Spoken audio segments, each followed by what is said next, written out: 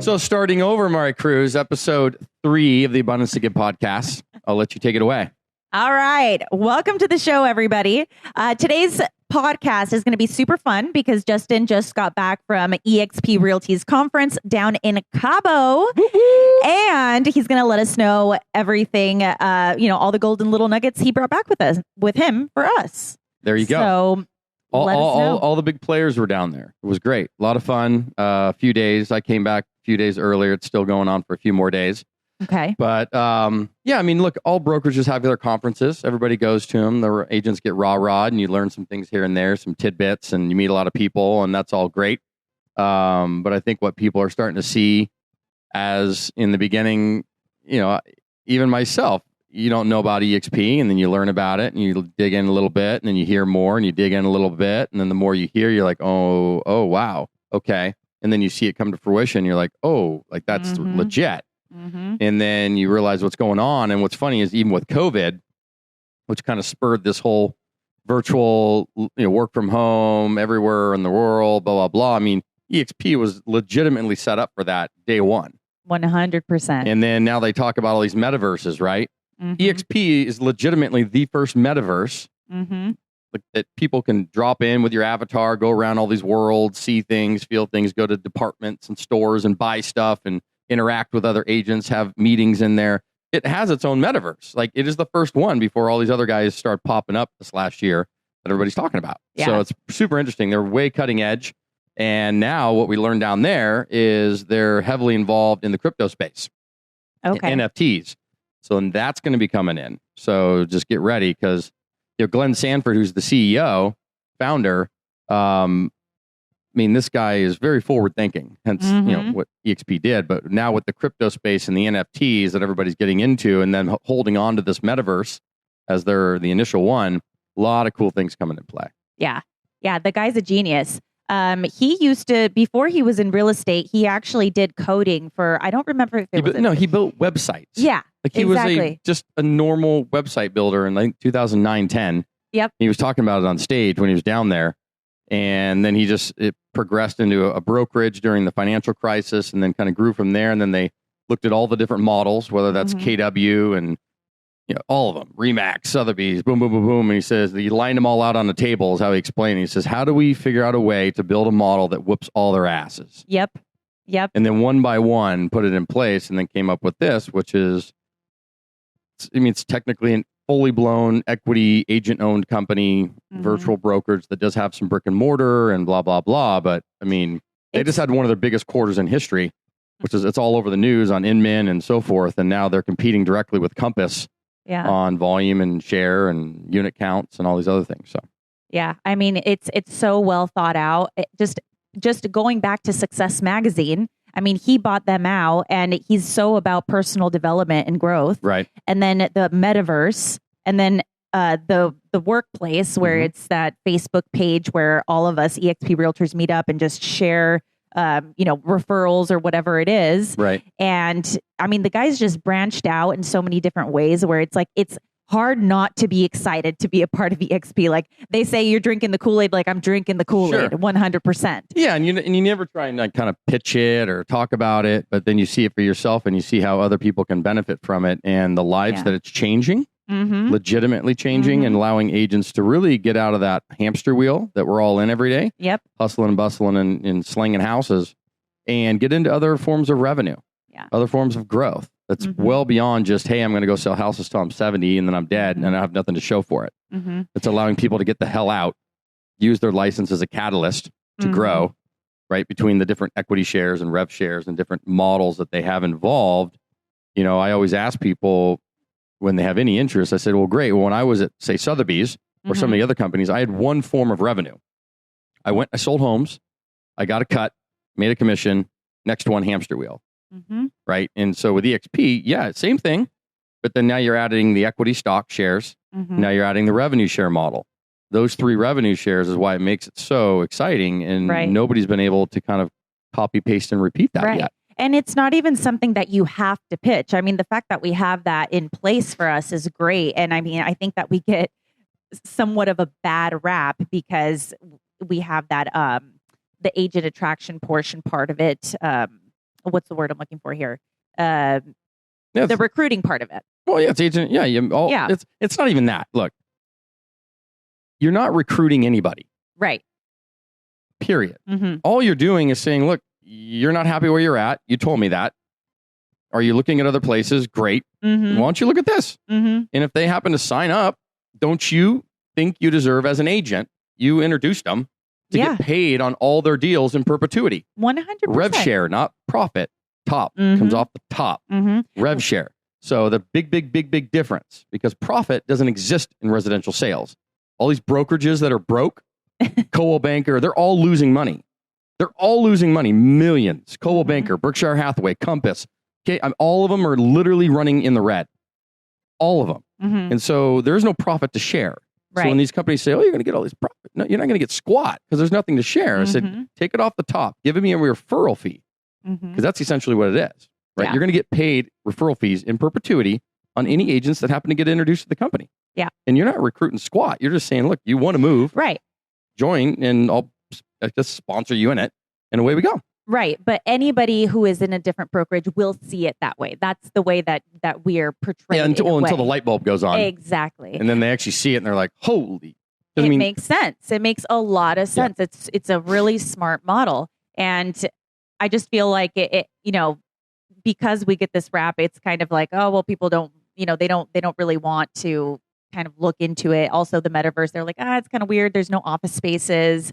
I'm not really sure. So it's just funny now that everything's kind of popping up. People are kind of like, oh, so maybe there's something to that. Then now Grant Cardone is with us. So obviously, we're super innovative in this space. You got a lot of big players. Yeah. I mean, in major broker teams, brokerages, people. You got 77,000 agents and growing at 3,000 a month or more. Yeah. They're adding an agent like every 3.8 minutes. They were talking. I mean, it's crazy. It's nuts. Yeah. And they'll be at 1 million agents. Like, I'm not kidding you. Like, they're at 78,000 right now, and they'll be at 1 million. Like, they're in 16 countries, growing astronomically. They'll be at 100,000 by the end of this year, if not more. And what's happening is it's beginning to hockey puck. So people say, well, where's the company at? They're right at that hockey puck stage where the light bulb's going on, even for some of these mega players, like the luxury space players. Yeah. Going, oh man, like, yeah, like my company over here is cool. Like, I'm pretty happy, but like, I want an exit. Yeah. Like, I want an option outside of just having to sling homes every day and get in this hamster wheel. I want something like, how can I build equity? How can I have a kind of a passive income that builds itself to where down the line I can transfer it to my kids? Because you can transfer the whole thing to your kids too. And it builds. You have equity, ownership. Everything's built into it. So why would you not even consider that? And the best part about that I love personally is I'm able to, one, have an exit strategy. Number two, I can tuck the brand here. Because me personally, I mean, not to be offensive to EXP, I wasn't that excited about the brand and the logo and all that stuff. I was like, yeah. Like, I wanted to promote me, my name, my brand, all that stuff. And that's the beauty of it, is it allows you to put yourself out front, obviously. And then for compliance purposes, you got to have the brand and stuff there, but you kind of tuck it here. Yeah. And then it's all about Maricruz, Justin Brennan, who the agent is, who's the team, focused on that logo, that brand, those setup, tuck the EXP here. Yeah. And you be out front. Whereas like when I was at Sotheby's, great company, Sotheby's, right? That's out front. Yeah. And your name tucks behind that. Or Compass, your name tucks behind that. Berkshire Hathaway, your name tucks behind that. Coldwell Banker, your name tucks behind that. This way it's EXP here, your name out front. Yep. And that, I love that. Yeah. And then having the exit strategy. So. Well, and it's amazing too, because honestly, anybody who has a team should definitely look into EXP, because the world is just full of resources. I mean, I every time I need something, I literally just hop on into the world, and I can easily just call you and be like, and bother you and be like, hey, Justin, how do I do this? How do I do that? How should I write this? Or, whatever it is. I don't need to do that at all. I don't need to bother you at all, because I just pop into the world and I know which rooms to go into. And there's people there from 5 to 9, literally there for the agents, answering all my questions. Yep. There was this one moment where I wasn't exactly sure how to word something on a contract. And they literally were like, okay, upload the contract into, here. They're like, click here. I uploaded it. And then they were like, okay, this is what you need to write down. I was like, I didn't even know they did that. yes. That's cool. It's literally amazing. It's amazing. So everybody that has a team should definitely look into it. Also, you go into the not the arena, the auditorium, and they have live classes for so many things that you could sign up. Yeah, training. You can contracts, whatever it is, and then if they're not live, they're on demand and they're just recorded right there for you. So there's literally everything there. I love that. You. And you see what's coming and the opportunity that's there, and it's mind blowing. Yeah. And we can get into tangents of the revenue model and how that all works. But it's the quality of life that it gives you, because think about it. If you are running a team of like 20 people and they're all calling you, or maybe you have somebody to help you out with. Sure. But the fact that this deletes that, and you can literally it certainly minimizes it for sure, and you can run an organization from all over the country, right? So you're not just setting yourself up to where, hey, my team is local, right? I have my 10, 20 people here locally in this market, and that's my team. Now it's actually the team and the organization. That organization is nationwide, even worldwide. Yeah. So it's pretty huge. All right. Enough about EXP, man. Sorry, I get excited. No, I know. I get so excited. I mean, you cannot, I'm sorry, I'm going to keep talking about it real quick, because you can't not be excited to be a part of something so great. Like, I mean, if you're in a company and you're not excited about being a part of your company, then you should probably think about changing companies, because I mean, Glenn Stanford is a genius. He's a genius. Well, who told him that? Grant Cardone said that on stage the last time. Oh, yeah. I posted something about He's that. Like, this man's a fucking genius. I was like, that's good, Grant. That's good. Yeah. No, I hear you. It's exciting. Happy to answer questions for people. And if people have, more interest in it, it's pretty amazing what you can do. Yeah. And the opportunity provides you for passive income, growth, exit strategy, controlling your brand, controlling your message and what you're doing, and then being part of a culture that's pretty rad. Yeah. I mean, when you first started, I mean, obviously, I think I don't know who introduced you, but obviously when you told me, I had a bunch of friends. I mean, Kyle Whistle was in it. Bobby Martin was already in it. Pete Middleton was in it. So I had a handful of friends and other realtors that were already part of it. And I was paying attention. Yeah. Like I learned the model pretty early on. It just timing wasn't there for me. And then as it approached, I was like, you know what? I get it. I said, because for me, the reason I also loved it is I'm not planning to sell homes for too much longer. We've discussed my method is into the multifamily space and buying and syndicating and investing in apartment buildings and growing that and using really the real estate as a team lead, and then growing our organization and then focusing in the multifamily space. So having that there, I didn't need, one of these so-called sexy brands that I had to push. Like it just wasn't worth it to me to have a name Sotheby's or Compass or anything like that, because they don't do business with Compass and Sotheby's. The consumer doesn't give a shit. Despite what agents despite what agents and brokers say, the consumer doesn't give a damn. They don't. Well, they don't. And you know how, of course, that's how they make their money, the splits. And that's how they get you to pay all this stuff, because they give you the perception that, hey, come with us, you'll get more deals. Clients will do X, Y. Listen, if any client ever gives you the excuse that they're choosing or not choosing you because of the company or brokerage you're under, that's basically them saying, I'm trying to be nice to you and not tell you the real reason, which is I don't like you as much as I like the other person I'm going to hire. Yep. Personally.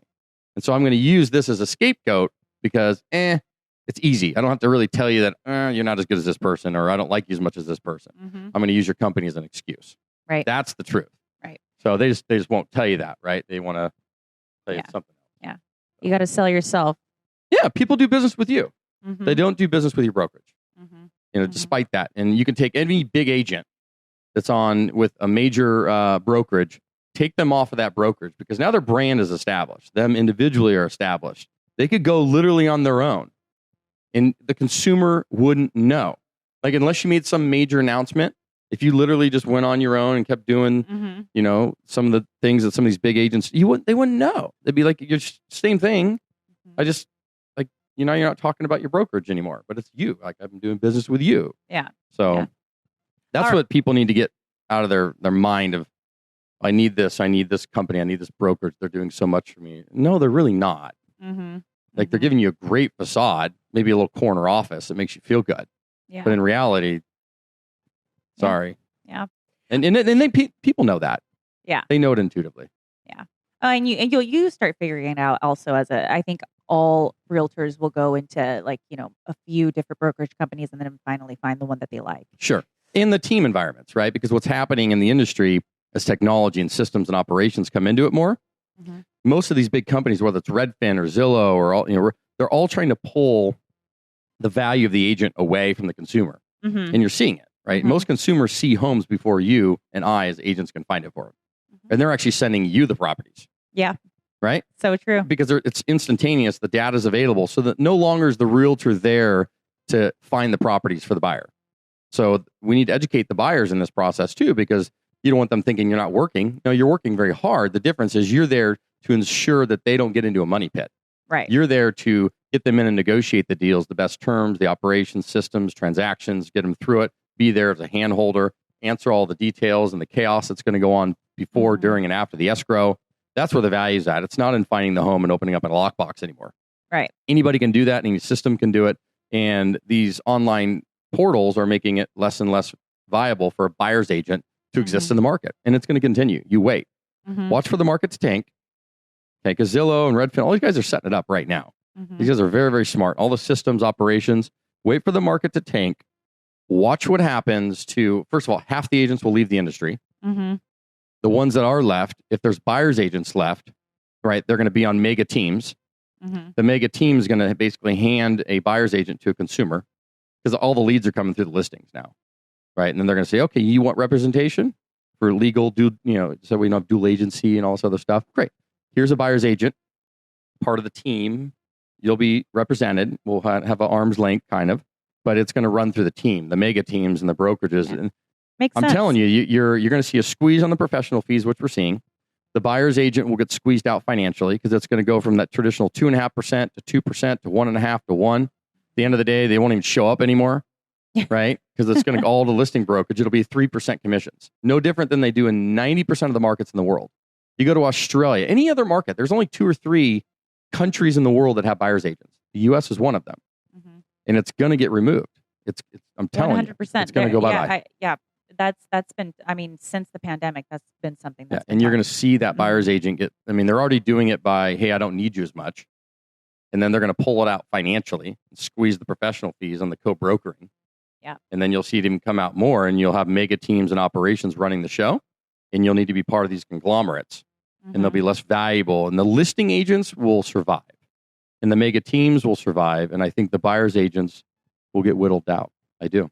It's just... But you're going to have to, it won't happen right now. It's kind of just the beginning stages. It's going to happen when there's chaos in the system from a market crash. Then you have more reasons to switch it up. Yeah. Right now, Zillow's not doing it because they're too scared. They're making money from the agents. When the market tanks and they have all the stuff in place, none of them Redfin, then they come in with their big claws and lots of cash and start dictating what they want to do. Yeah. Well, so many different types of businesses are changing. There's a ton of middlemen that have been, left in different industries and things like that. So this is just something that's, it's going to happen. It's been talked about. But I want to talk about you because yes, let's talk about Maricruz. Switching 180 topics. No. You were telling us something before we went on the air today. And now you're blushing. Oh. Because this will be all for all the funny ladies out there when they hear this and they hear the story. So you recently went out on a date with a 25-year-old. I did. Super nice guy. Very, very nice. And it didn't turn out so well. I think I ended up... Well, the first date went well. The first date went really well. I was like, man, he's 25. He's kind of mature. Maricruz is cougaring it up at her ripe age of 32. You know what? It's good to explore. One time I went out on a date with, you know what? I don't know how much I want to say, but 17? No, I actually 60. Whoa. Yeah, because the conversations was so great that I was like, you know what? Maybe I'm one of those girls that likes 60-year-old men. Okay. And so I went, nothing happened. I mean, you're opposite nothing ends happened. of the spectrum here. Yeah, because I'm trying to figure it out. You know, Sure. 30-year-olds, they're still too young.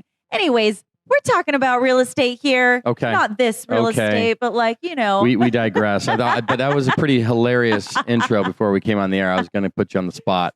But I wanted to talk about what you did or what was going on in Cabo, because you were super excited. You were texting me, you know, these amazing things, and I was getting really excited about it. So I'll just say, you were like, what are you doing April 8th and 9th? And I was like, I'm free. I could do whatever.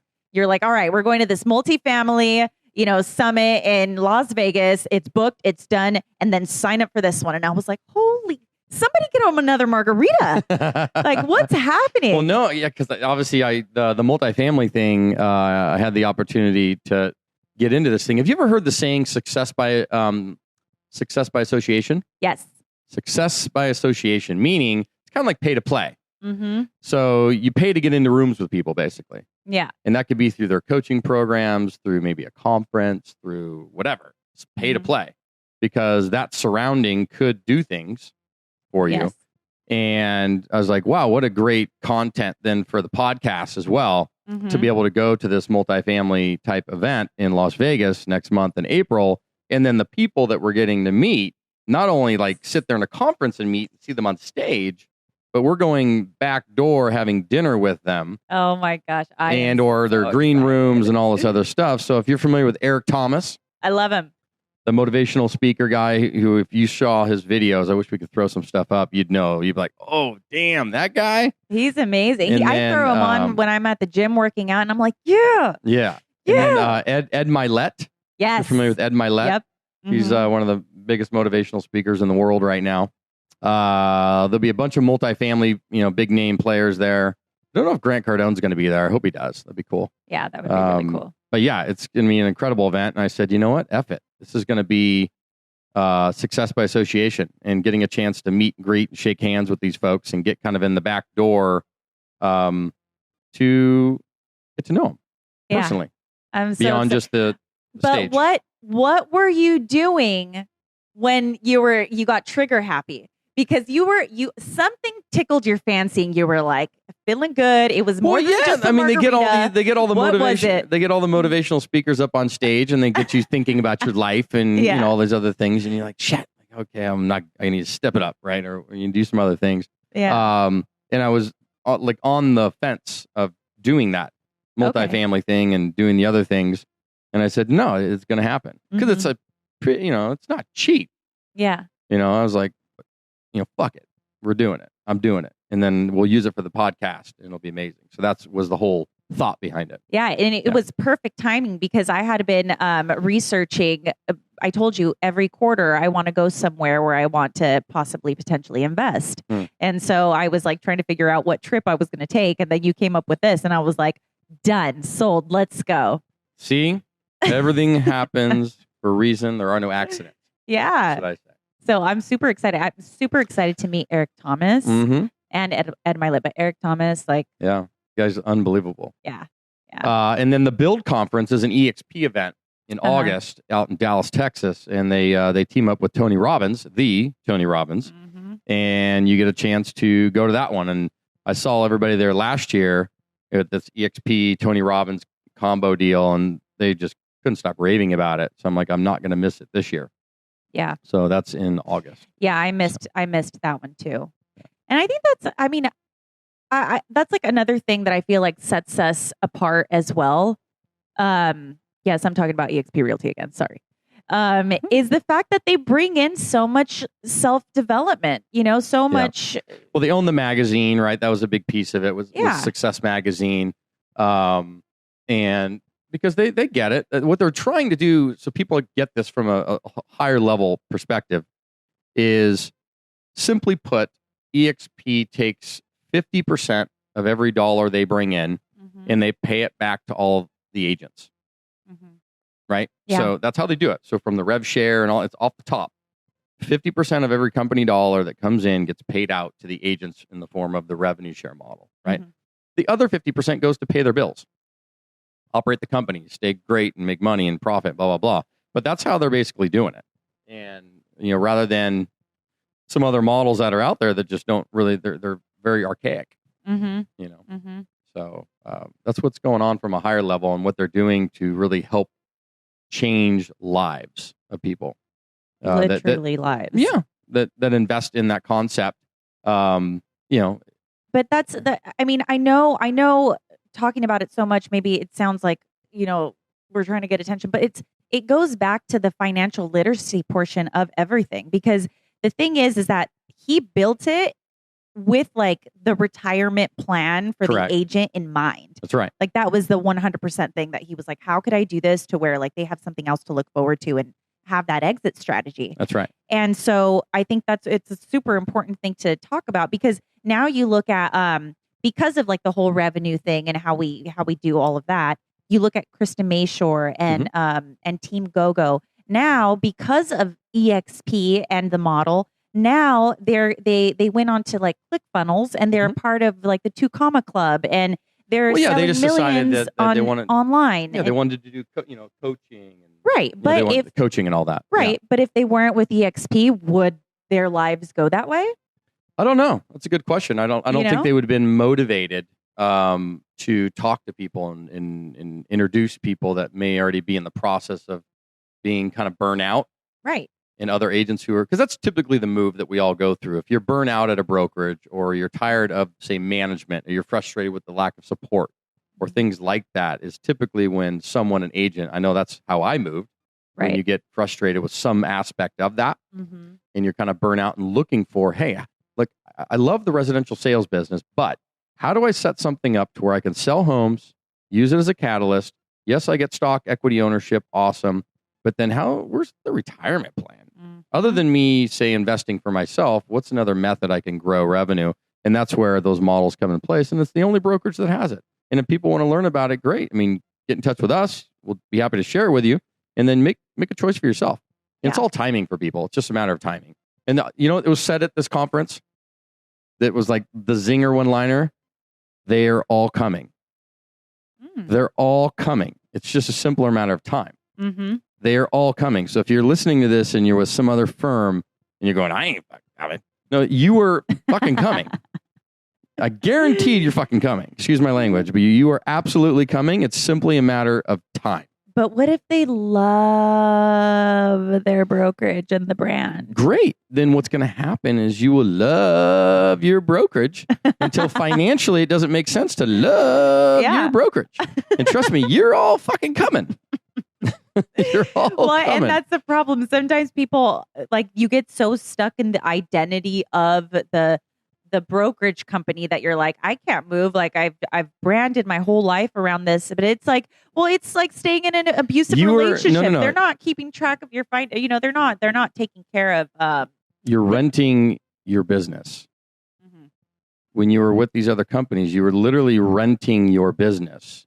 You don't own squat. That's a good way to put it. Right? They're happily promoting their brand and tucking yours behind it. You're happily promoting that unless you're not building any long-term growth, exit strategy, passive income, equity ownership. You're renting your business, period. And if you're okay with that, great. Keep it up. Keep it up, because that's what's going on. And once people really grasp that in a bigger picture down the road, everybody's coming over. Everybody's coming. Yeah. It's simply just a matter of time. It's all about branching out and trying to figure out ways to make your life better. Quality of life. Yeah. Not all the models are changing too. Yeah. You want to talk about some other stuff? Yes. I wanted to talk about Tom Ferry. Yeah, we were bringing that up because obviously if you don't know Tom Ferry, just Google, because he's everywhere. They know him. True. So he was talking about like the realtor investor side of it, and obviously that's where we're going here. So tell me about that, because I know you've watched it before. Live. Yeah, I was literally. In Tom Ferry, I told him this story one time. I said, Tom, I don't think you realize that you've actually made me a millionaire. You told him face to face? Yeah. Oh. I was on a panel up on stage that he was speaking at. Oh. And then he went off stage and the panel went up, and I was with, I think, Bobby Martins and a few other people on this panel, and he was in the back of the room. And I told people the exact same thing I'm telling you. And that is, I was at a Tom Ferry conference in 2009 in the midst of the financial crisis. And I'm sitting there in the crowd of 5,000 people in Anaheim. And Tom Ferry comes out on stage after break and he rah-rahs everybody, gets everybody excited. And he's like, all right, everybody. So who here in this room wants to own rental income property? Right? All the hands of all the realtors go, woo! You know, I'm just like, yeah, let's do it. And he's like, okay, who here in this room right now can financially afford to buy rental income property? And like 99% of the hands go, right? And he says, guys, you're missing the entire secret. He says, you don't need to have a single dime to own rental income property. He says, you just need to have a friend or friends that can own rental income property. He says, you're the catalyst. You have this thing called a real estate license. It's a very valuable tool that you can use to find deals, operate the deals, run the companies, property manage, dispose. You can do all this stuff with this real estate license. You are like an amazing piece of sweat equity. I said, if you can't financially bring in the down payment right now, and if you financially can't go sign on the loans, that's okay. You team up with somebody who's not in real estate, who can't do what you can do. Bring value to them by you doing all of these things essentially for free. Roll in your commissions to all of your deals. Go team up with this person that may be a tech person or a doctor or a dentist or an attorney, right? Who wants to be in real estate, but just needs help from someone like you to run everything. And then you add that value. They bring capital and signing on the loans in the beginning until you guys get rolling. That's exactly what I'm like, ding, right? And I literally drove home from that conference, called Christopher Poley up on the phone. I said, we need to meet. Because we'd met in grad school and we'd both loved real estate. He's a tech guy. I'm a real estate guy. He wants to be in real estate. I'm in real estate. I can do all that stuff that Tom just said. And Chris can't. But Chris had ability to capital and could sign on loans at the time. I could not. So I could bring value. He brings value. We team up. Boom. The Brennan Poley Group started. We bought a $100,000 condo in 2010. That was the beginning of the company. And from there, it's obviously now where it's at today.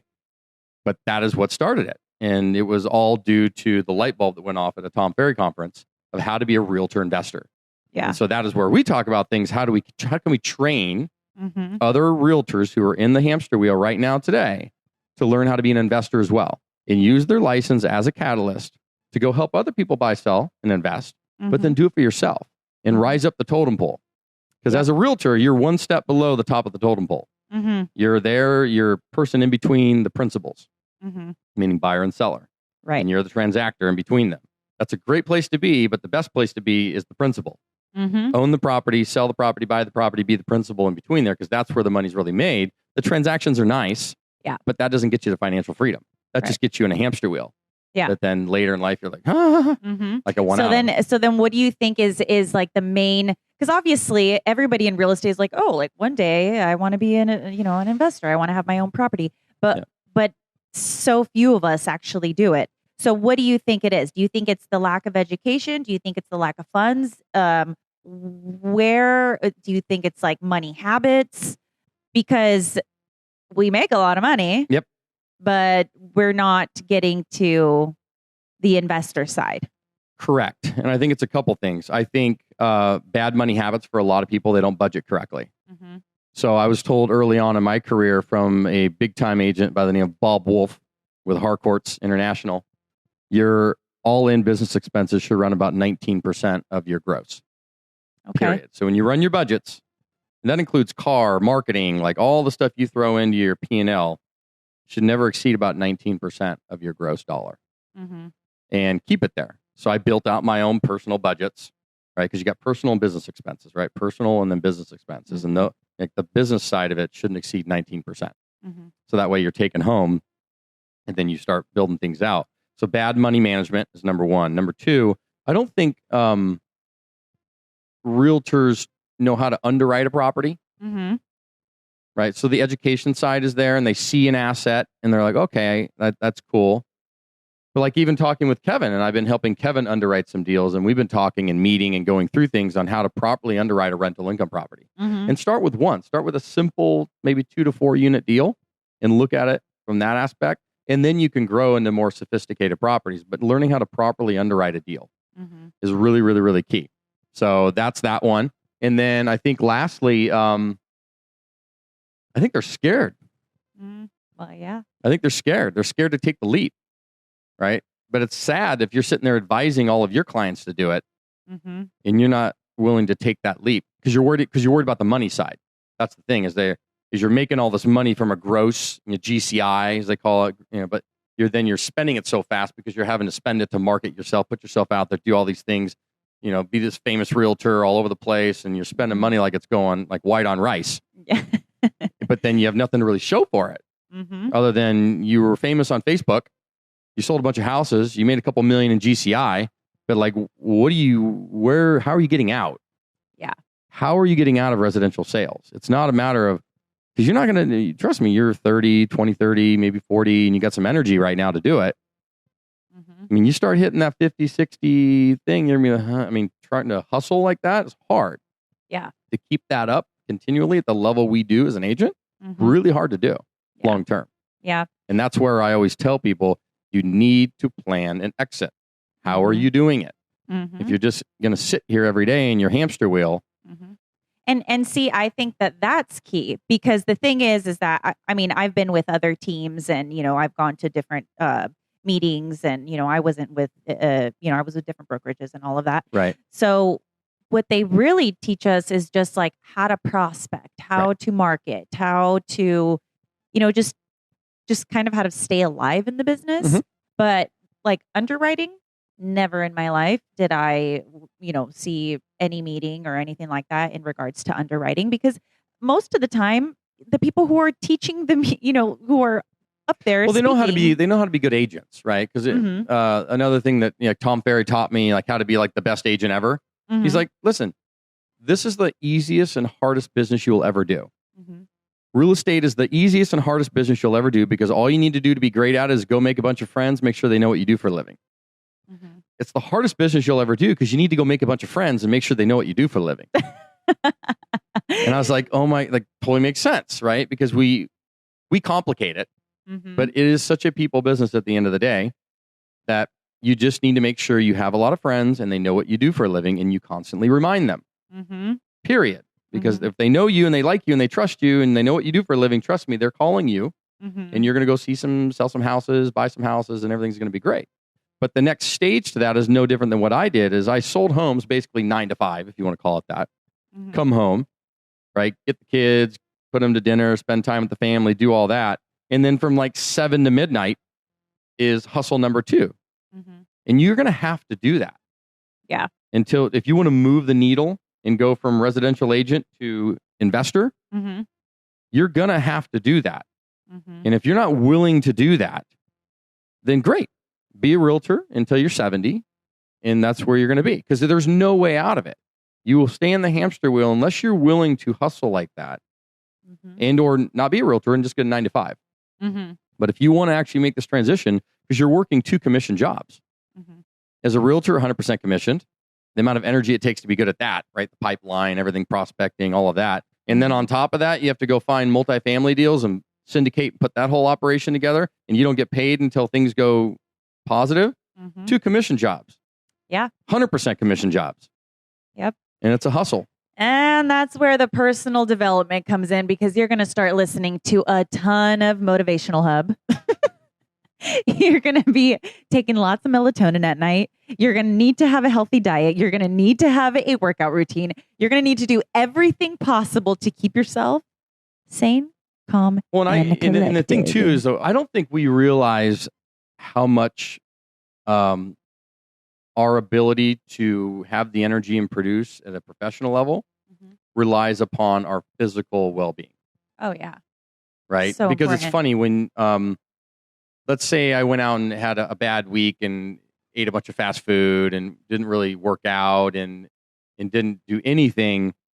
Like you get brain fog, your body starts to get sluggish. You get tired more easily in the afternoons and daytimes and stuff. And you start to feel very like just your body starts to not operate correctly, which then you don't have the energy. In this business, you need energy constantly. And you need to be on your A game. Like you don't have the ability to show up and be like half ass. As a realtor, you got to be on it because your competition is going to eat you alive if you're not. So because of that, like you don't even like, and I start paying attention to some of these really top producers and even top producers in life. And you'll notice, especially the men, because that's the ones I'm paying attention to along with the women, like they actually put working out and physical routine at even the top level. Even Brett Gove, for example, with EXP, the guy makes $1 million a month. Actually, it's more than that. It's about 1.2 million a month. He's not selling anymore, is no, he? No. He used to be with Remax. Yeah. Right. And then he joined EXP, years ago. He's not in the most amazing shape. He's, heavier guy, but he will talk about it all the time. Like he aspires to be that because he understands how important it is for him to have the energy and be out there and have his body in shape so he can go out there and perform and do his best. But it's unbelievable. I mean, he's making 1.2 million a month in revenue share right now. Yeah. With EXP. Well, and a month. Yeah. Yeah. A month. I mean, wrap your mind around that. That's and I don't even insane. want to tell you what some of these other guys like Kyle Whistle, Daniel Beer, all these other guys that I know personally here in San Diego, what they're making, pretty awesome too. Yeah. Not that level, but it's still pretty awesome. Yeah. No, it's amazing. But yeah, no, personal development, and it's got to be there. It's got to be there. Otherwise, like you said, your body just gets sluggish. You don't perform properly. You start to maybe get in your own head, and it just kind of throws you off. You have to have that morning routine. I finally got my morning routine. I don't wake up at the same time, but it's always between 5 and 7. So let's touch on this real quick. Okay. Go back. Okay. Maricruz, what is your morning routine?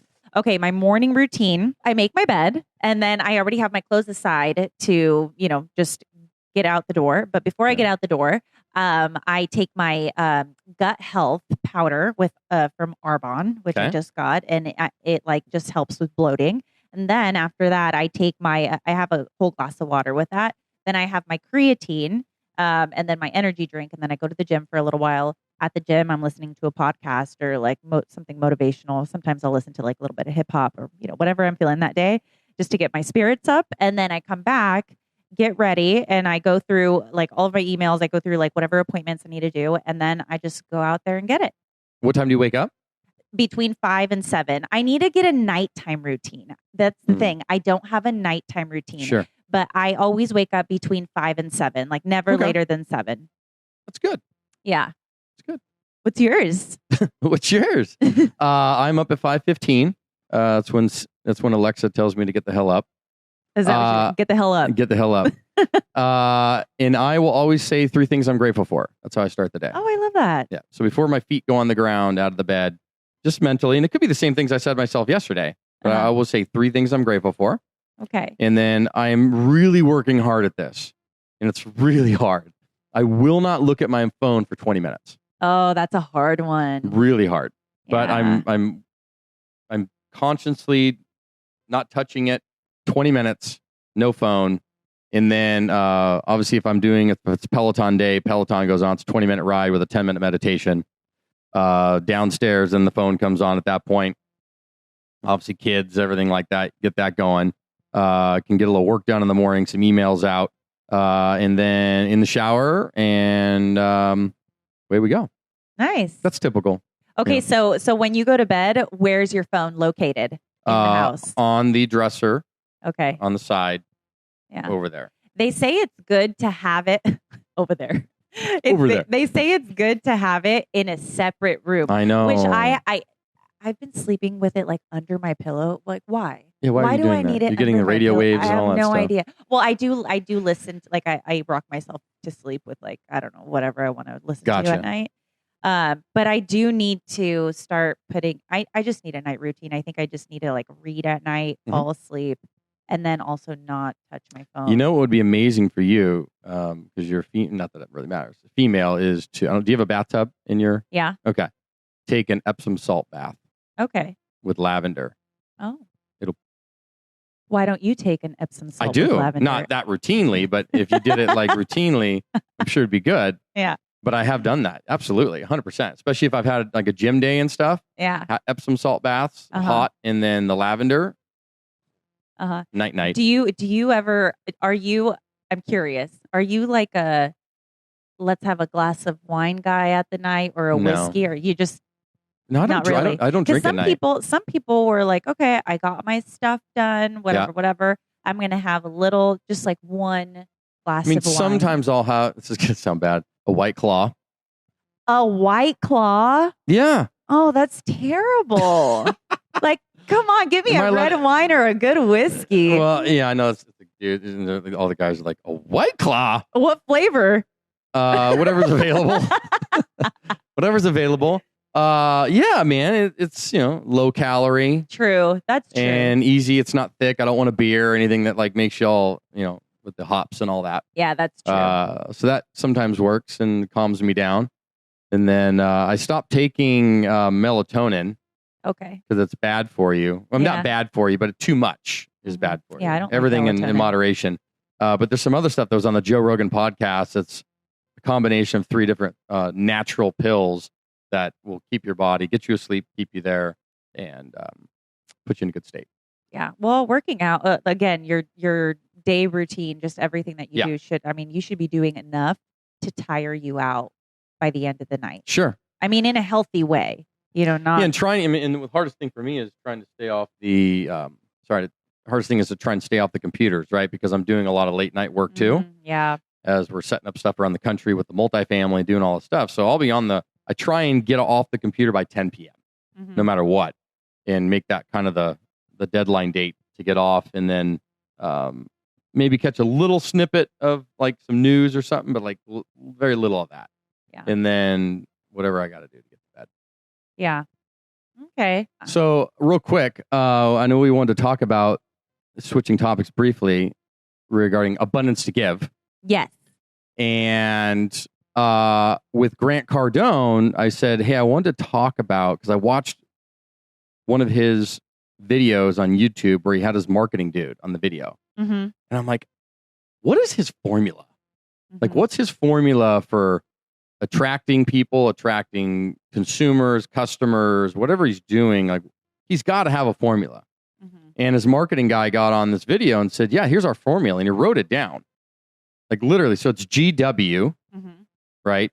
Plus a freebie offer times frequency. What's GW? Goodwill. Okay. Goodwill plus. Free shit. Okay. Free information. I like that. Goodwill, right? Because if you notice, and if you pay attention to this, Instagram, his Facebook, anything he's on video-wise, right?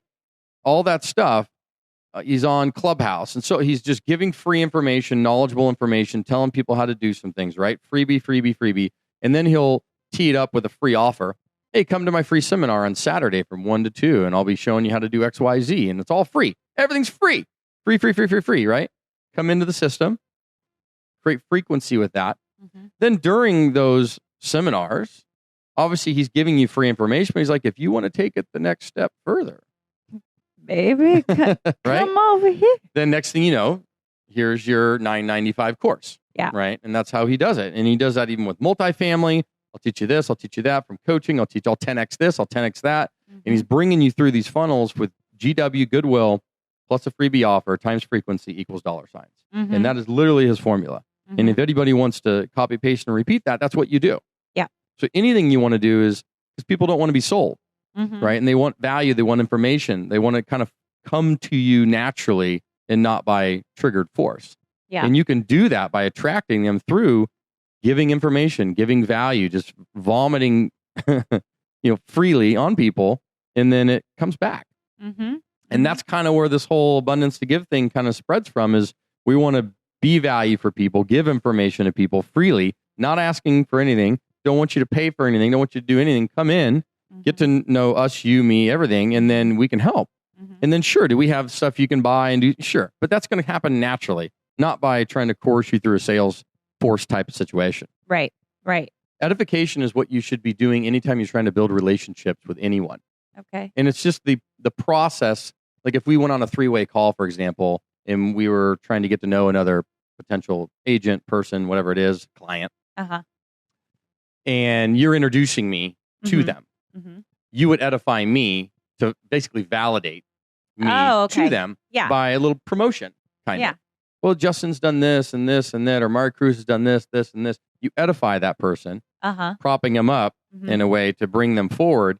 But same thing in any relationship. Like if I was going to go talk about, say, and I wanted to get to know Brett Gove or Grant Cardone or any of these other folks, I wouldn't go up to them and shake their hand and start talking about me. Right. I would go up to them and edify them and say, Grant, I just want to say thank you so much for what you do. Like all the free information and goodwill you give back to people. You're changing and impacting the world. I really appreciate that, and getting the chance to just say hi. Yeah. And I think that's like probably one of my biggest strengths, because I just see people. Like I see the talents. I just know it's there. And I'm such a great cheerleader. I love it, because not because I'm trying to do it for like any intention or anything like that, but it's just like a nice thing to do. Yep. Yeah. So edify people. Yeah. Edify people when you get the opportunity, because that's how you're going to build that rapport. Like they say, if you wanted to easily build it when you go into a room, right? It's always, there's an acronym for this, but it's profession, family, fun kind of hobbies type stuff you talk about, right? When you get to know somebody, and then they will subconsciously not even know why they like you so much at the end of that couple-minute conversation. Yeah. Because you didn't even talk about yourself once. It was all about them, and you can switch it on them, because usually what happens is, let's say you're going up to somebody and you're getting to know them, and you're asking them a bunch of questions in this conversation, and then they try and switch it back on you and say, well, tell me about your family and what you're doing. Like you can briefly talk about that, but then turn it right back on them and start like asking them something different, but about themselves. Yeah. Yeah, I was doing this. Yeah, my family does this, but you know what? Like, I hear that you're doing this, John, and you're doing these things over here. Like, tell me about that. So that means by literally the end of the conversation, they'll be like, God, I really like that person. I don't know why. Yeah. It's so true. It's actually really funny. I got like one of the coolest compliments I've ever had in my life from a girlfriend of mine. She was like, you should be like a personal coach or something. She was like, you make people feel really important. I was like, oh. So that's edification. I was like, thank you. That's like really nice.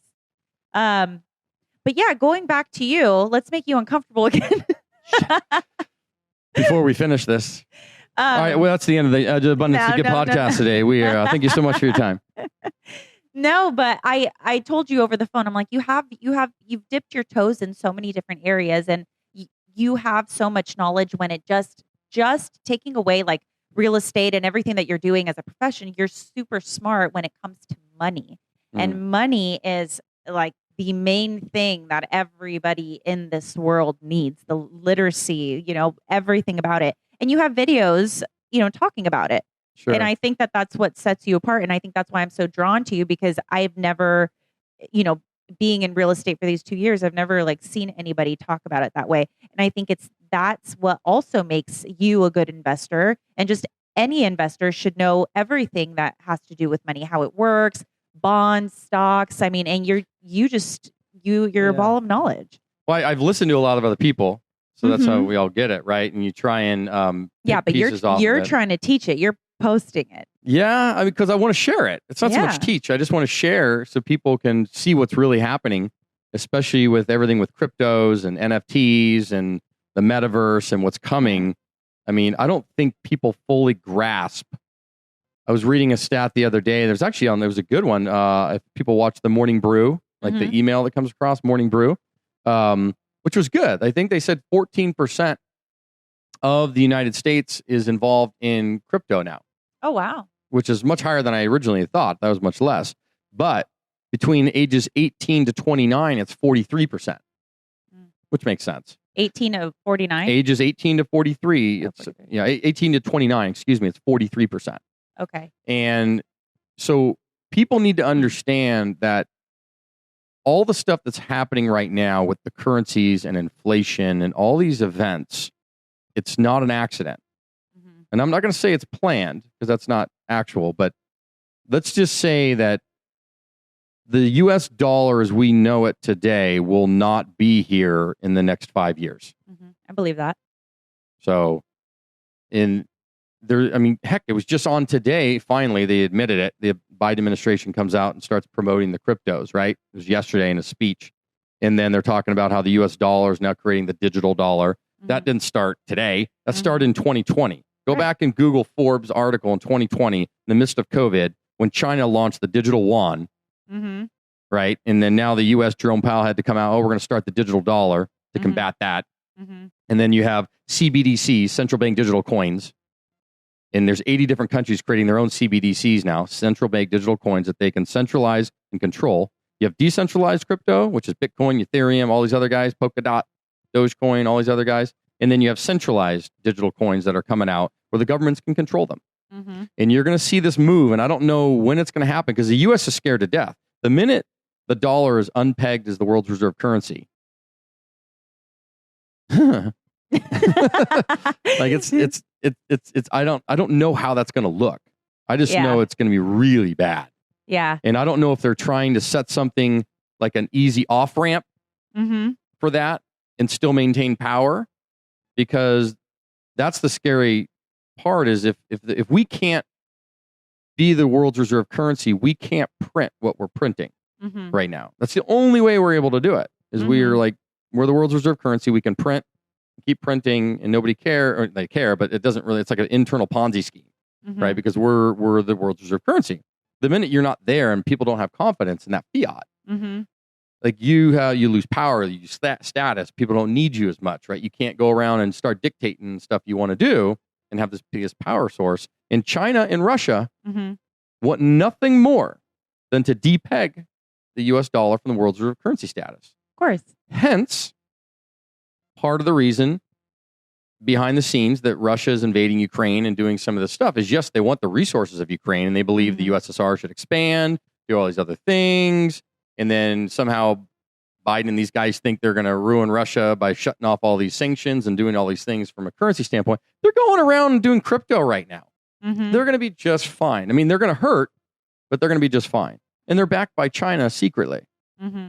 So it's a whole little deal between China and Russia. And these guys want nothing more than to destabilize the world, create panic events and chaos, to find an event that will depeg the dollar from the world's reserve currency status. It's going to happen. I just don't know what event's going to really trigger that thing, but I'm telling you, it's coming. And so people need to get tangible assets and don't keep any more than 6 months of actual cash in your bank account. So keep it at 6 months. If it falls below 6 months, 6 months of reserves in fiat cash. Everything else, go buy bullion, go buy commodities, go buy jewelry, go buy real estate, go buy cryptos, tangible assets. Metals. I think metals are going to go up because of just all the cryptocurrency. I mean, there's battery like farms for all of this, and then solar, and there's so much that's going to be happening with energy, and then crypto. That metals, I think, in my opinion, are going to be going. Yeah, and we talked about this on one of the videos I did that talked about the dying dollar, right? And a lot of videos are out there, but we spent a lot of time researching this. SDR, Bank of International Settlements, which is BIS, and then CBDCs. So those three acronyms people need to pay attention to, and they're already coming out. I'm like sitting there going, God, I'm not that smart, but we talked about this like a year ago, and then now you're starting to see it. So CBDC is central bank digital coins. A year ago, it was like a hidden topic. Now 80 countries are creating their own CBDCs. SDR is special drawing rights. And BIS is Bank of International Settlements in Basel, Switzerland. It's essentially the central bank of the world, run by Augustin Carstens. No real big decision with monetary policy, even by our Fed, gets done without their look. So when I say that, what I mean is when this all goes down, they're going to find, I don't know if you want to call it one currency, which I don't think is really going to happen. It's going to be multiples, but the BIS is running the show. CBDCs, central bank digital coins, and SDR, special drawing rights, is what allows a company like China to buy all of our treasuries, the U.S. treasuries, sell them, basically convert them into SDR, special drawing rights, without triggering the world markets and freaking everybody out that they're selling trillions in U.S. treasuries. They're basically able to put them on the balance sheet of the BIS through special drawing rights, change them into other currency bases so they can go buy things around the world without actually selling treasuries. That's how they're doing it. And then you wonder why Asian countries and Asian people are overpaying for assets. Because they don't care. It doesn't matter. They're using government funds to kind of come in, buy tangible assets that can trade in any currency. So that way when the dollar crashes, they have a tangible asset, and then all hell's going to break loose, but they'll have tangible assets that they can trade. So that, I mean, it's just, wow. It's a lot bigger than all of us think, but it's coming down. It's just a matter of when. Yeah. And if I'm a betting person between now and 2025, the latest will be 2028. 2028. The latest. I think it's going to be sooner than that. Yeah. Well, I mean, I think people are definitely, real estate should still be like top priority number 100%. one, I think. Tangible asset. Yes. Tangible asset. You can put it in there, hold it, trade it, any currency, you can buy it. And Bitcoin, cryptos, anything, even the digital real estate that's going on. Trust me, all that's great stuff. You need to get into it now, because what's going to happen with 5G technology, VR, AI, AR technologies, and everything mixed in with the metaverse, cryptos, NFTs, MetaMask, all these things. In 5 years, you will not be able to tell the difference. Probably 10 years. Whether you are sitting in the metaverse or sitting at this table right now. My God, that is so... Because what's happening with 5G, right, is everything speeds up. All right, your phone is going to go bye-bye. This iPad, everything you're using, like it's a 2D space. It's on your phone, you scroll through things, it's all 2D, it's on a screen. Bye-bye. Everything's coming virtual, augmented reality, AI, it's in your real world. You should watch the series on Netflix right now called Black Mirror. Black Mirror. And when you see this, you're going to go, holy shit. Because they're literally putting in place what's going to happen. You're going to have contact lenses where it's going to allow you to overlay AI text, AR, all this stuff on your real world. So you're going to interact with the internet as though you're walking down the street. Like your internet will not be on your phone anymore. It'll be in your life. Like in this room, you'll be able to go over here and buy some shoes, go down and walk over there and get a fake dog, whatever you want to do. Like it's going to be in your real world overlaid. Almost kind of like the Matrix in a way. Yeah. Just a nicer version of it. Yeah, I believe it 100%. Yeah, it's coming. Yeah. So right now we think metaverse, we think we have to like go hop into a screen like with EXP, right? You go into the screen and it's on your screen. What I'm trying to tell you is that that's coming out of the screen. It's going to come in and overlay on top of this. Wow. Amazing. All the next 2 to 5 years is going to be huge with it. Within 10 years, watch. Yeah. Like it's going to be crazy. Yeah. There's so many moving pieces. Which is why I tell people NFTs is the greatest thing ever created since like the wheel. Yeah. Because of the contract portion of it. It's a code. Like I was trying to tell some real estate people the other way because they're like, oh, I don't get this shit. I'm like, listen, do you understand an APN address? Which is assessor's parcel number. Oh, I do. APN. Any real estate person, no. So assessor's parcel number. You get this when you buy, sell real estate. Yeah. It's a parcel number attached to your house that shows, hey, I own this house and this is why. I have my parcel number, my title to my house. Yes. Okay. The NFT is the title to any asset, has a code that gives me exact title to it that I can use. I can fractionalize it and sell it off and still get paid on it. I can do anything with any asset, whether it's digital or physical. And right now, they are basically getting ready to tokenize all physical real estate in the United States. So there's a company called OwnProp by Rex. There's another company called RedSwan.io. And they are going to digitize and tokenize the real world as well as the digital world to allow you to, I can take that house across the street, tokenize it, sell off 10,000 fractions of it, right? I have my code. I can sell off 10,000 fractions, little piece of snippets. All those 10,000 people can go sell 10,000 more. All those 10,000 go sell 10,000 more. I get paid on it. I was the original transactor. I have the original code. They just have a piece of the code. So they make money too because they have a piece of their code. Those other guys have a piece of their code. So what's happening is you're now fractionalizing and tokenizing a lot of tangible and digital assets too. Okay. So the Bored Apes and all that stuff they're talking about, it's like this NFT, it's a piece of art. Yeah. It's irrelevant. The ape is irrelevant. It's the utility behind it. Oh, that's right. That's right. That ape, that owning that NFT, that code gets me access to go hang out on a yacht with Snoop Dogg. Yeah. Right. Or whatever. Right. Dr. Dre. Like you get to go hang out with and you're in a country club. Yeah. Like that's what it does. It's the utility behind the Bored Ape. The ape is ugly. It's like it's horrible. Yeah. It's not the ape. It's the utility behind it. That code gives me access to that. Yeah. And all kinds of things. I mean, you buy an NFT now, you can drop into Sandbox, right? And Snoop Dogg built a house inside a Sandbox on a digital piece of land, has a house and a stage where he throws digital concerts. Yeah. People go in there with an NFT to watch a digital version of Snoop Dogg playing in a live concert in the Sandbox. And he monetized the entire thing. And he's making money like hand and fist off it. Yeah. And so some guy got really smart next to him, bought a plot of land in Sandbox next to Snoop Dogg's plot of land for $450,000. He built digital bleachers on it. So people can look into Snoop Dogg's backyard, and he's selling NFT seats on the bleachers and monetizing the hell out of it.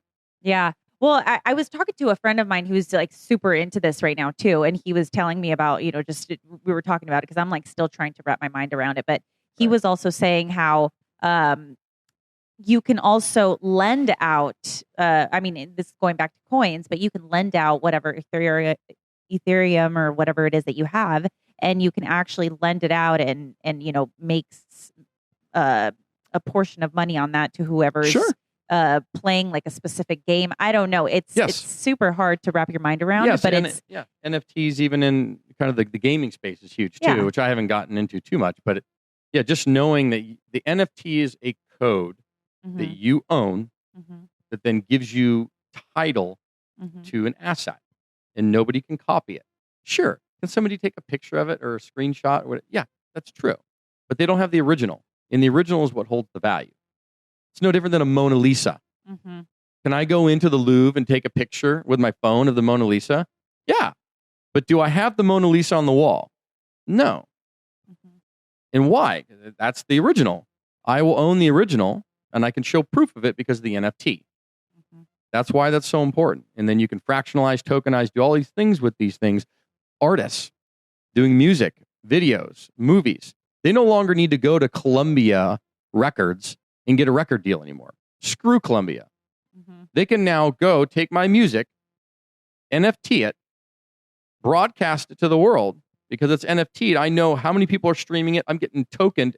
Every single time somebody's streaming it, I'm getting paid. And then they share it, I get paid. It's tokenizing everything, and they have an NFT attached to their music. And it's like they can show ownership, they can track it, they know where everything's going in real time and get paid right back into their bank account and completely control their value, right? Which is their music. Yeah. Same thing with a movie, a video, whatever it is. So how with like the multifamily space in the future, let's just say, like, how do you see that going down? Because obviously with syndication and all of that, you have to get investors to invest in the property, and then you split it up. But how is it going to be now in the future with, everything with like, coins and NFTs and all of that? So no different than kind of what Grant Cardone just did with a big deal he closed at the end of the year, where he democratized it, if you want to call it that, and allowed anybody with $1,000 to invest in a $780 million multifamily building in Fort Lauderdale, Florida. So what you're going to be able to do, and what this company RedSwan.io, and there's several others, but this is one of them, is they're basically tokenizing real estate and allowing you to buy a fraction of that building. So rather than $1,000, $10. And I could have a piece of it. How do you keep track of all of that? NFT. My God. Code. Okay. It's no different. And then now I'm going to have that $10 in share, if you want to call it that. And now I have the NFT, and now I can go actually sell that and liquidate the asset. So no longer is real estate going to be seen as an illiquid asset. So right now, I go buy a house, I go buy a building, I own it. The only way I can get my money out of it is to refinance the property or sell it, right? So now you don't have to refi or sell it. I just tokenize it. I can take all of those fractions, pay me, and now I go sell off all those fractions of NFTs around the world and liquefy the entire asset. But I still own it, and I got paid. Wow. Make sense? And I didn't have to refinance it to a bank. Yeah. And I didn't have to sell the asset. I still own it. I just tokenized it with those shares, right? I made my capital, right? And then now I've sold that off, and those people can go sell off their fractions too, and they can make some money too. And then using the NFTs are the key component to that whole thing working, because they have to have a code that tracks it to show and guarantee my title through a blockchain. That's why it works. Okay. I know. I'm gonna have to read up on this just a little bit more. It's rad. Like when you understand it, like I'm like, oh my God. Well, and then and so with how many people are involved, you know what I mean? Because if obviously you could have thousands. No, but who was keeping track of? The blockchain. Just the blockchain. Yeah. Okay. It's no different than it is now. I go buy an NFT. I have the code. I track it through the platform I bought it on. Okay. And the blockchain is tracking it all. Okay, so you buy it. You bought a multifamily property, and then you got 20 million investors that gave you $10 each. You alone could track all of that. Yeah. Wow. And there's going to be companies that do it, i.e. RedSwan.io is one of them. And I'm not even getting paid by these guys, but they're the ones I met with. There's another one. He's doing it right now, Rex Real Estate, and that's where he has own prop. They're launching tomorrow. They're tokenizing the first commercial asset in Texas, Austin, Texas. They're tokenizing it. Wow. As we speak. And they're selling off fractions of it. Wow.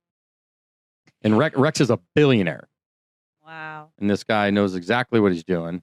So that's coming in. And then Red Swan's doing it. There's a few other companies. But you guys, it's not an accident that Facebook changed their name to Meta. Yeah, no. What do you mean? He just woke up one day. There's not a reason he just put $10 billion into building their own metaverse. Yeah. There's a reason that the Winklevoss twins, which hate Zuckerberg because of the whole Facebook thing, are going head to head building their own metaverse to screw Mark Zuckerberg. I mean, these guys, it's unbelievable the amount of money flowing into this thing. I'm just telling you, 2 to 5 years from now, people are going to look back and go, holy shit.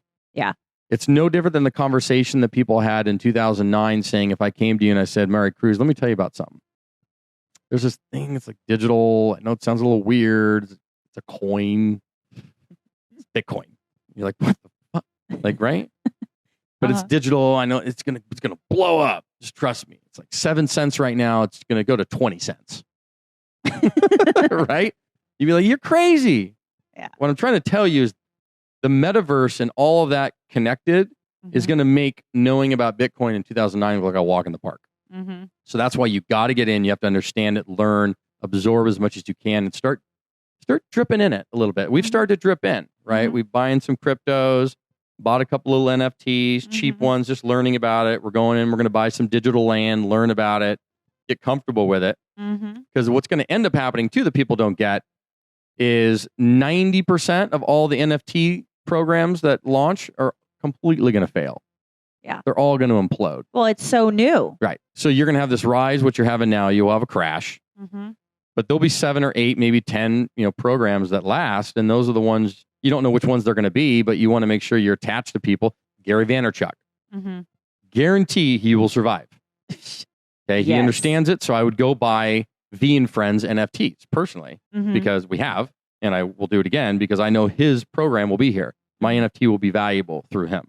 There's a few others, but hands down, you went with the people in the space that absolutely understand it well enough and are honest and transparent about it and realize that it's going to rise and fall, but no different than the internet boom and busted in 2000. But if we were to say, oh, the internet's going to go away, well, it boomed and busted, but then it boomed, and now we're where we're at today. Yeah. Same thing with the NFTs and all this stuff. It's going to boom and bust, but at long term, hands down, is going to revolutionize everything we're doing. It'll change the currency. US dollar will be off and unpegged, and you'll have all these other weird, crazy things going on, and the whole internet's going to come 3D. Yeah. And that's why you have Web 3.0, all this other stuff going on. Yeah. All right, guys, signing off. Abundance2 Give podcast. Next time we will have on a wonderful guest. It'll be coming up. We'll announce that soon. We kind of go back and forth between doing kind of head talking like this and then bringing on guests and doing our wild stuff. So last time was Kyle Whistle. $150 was wired over to his cause, which is 1 million meals. And away we go. We had 1,500 meals bought. Yeah, that's great. All right. Adios, guys. Peace out. Thanks, guys. Bye.